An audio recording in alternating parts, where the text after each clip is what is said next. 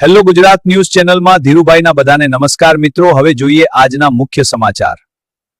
જૂનાગઢ કોમી એકતાના પ્રતીક સમા ઉપલા દાતારની ધાર્મિક જગ્યાના બ્રહ્મલીન મહંત પૂજ્ય પટેલ બાપુની 36મી પુણ્યતિથિની ઉજવણી આજે વહેલી સવારથી ઉજવણી કરવામાં આવી હતી।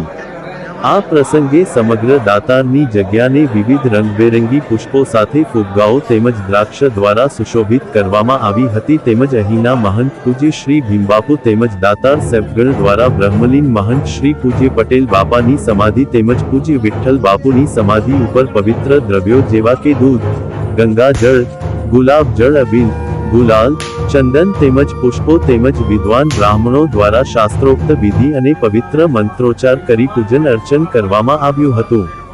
તેમજ આ પ્રસંગે એક યજ્ઞનું પણ આયોજન કરાયું હતું, જેમાં બપોરે 12 વાગે પૂજ્ય ભીમ બાપુના હસ્તે બીડું હોમવામાં આવ્યું હતું। આ પ્રસંગે એક સુંદર મજાના હવનનું પણ આયોજન કરવામાં આવ્યું હતું।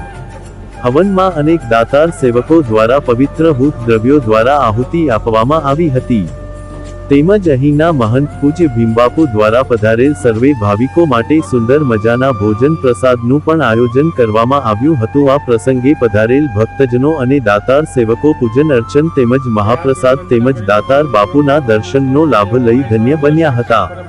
આ પ્રસંગે રાત્રિના ભવ્ય સંતવાણીમાં નામી કલાકારો ભજનની રમઝટ બોલાવી હતી। સવારે યજ્ઞ અને પટેલ બાપુની સમાધિ પૂજન અને બપોરે મહાપ્રસાદ અને રાત્રિના ભવ્ય ભજન સંતવાણીના કાર્યક્રમમાં મહંત શ્રી ભીમબાપુ દ્વારા ભારે જહેમત ઉઠાવી હતી। આપણા જૂનાગઢમાં એક એવી જગ્યા આવેલી છે કે જ્યાં નથી કોઈ મંદિર કે નથી કોઈ મસ્જિદ, છતાં પણ બંને કોમના લોકો અહીં ખૂબ જ શ્રદ્ધાપૂર્વક દર્શન કરવા ઉમટી પડે છે। આ કોમી એકતાના અનોખા પ્રતીક સમાન જગ્યા એટલે કે ગરવા ગિરનાર પર્વતની બાજુમાં આવેલા પર્વત પર આવેલ ઉપલા દાતાર। ઉપલા દાતાર જવા માટે આશરે 2900 જેટલા પગથિયા છે।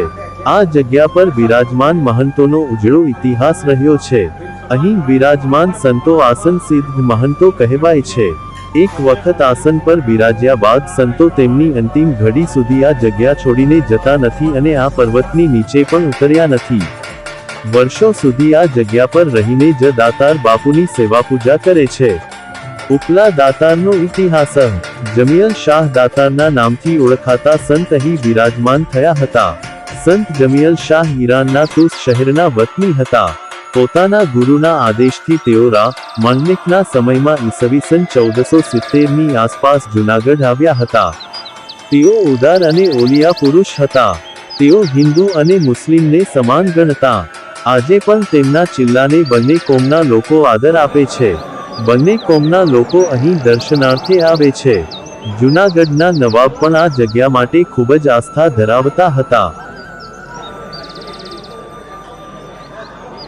હેલો ગુજરાત ન્યૂઝ ચેનલમાં બધાને નમસ્તે મિત્રો। તમો અમારી ચેનલને લાઈક કરશો, સબસ્ક્રાઇબ કરશો, શેર પણ કરજો। અમો આપને કાયમ અવનવા સમાચાર આપવા પ્રયત્ન કરશું। ફરી મળીશું।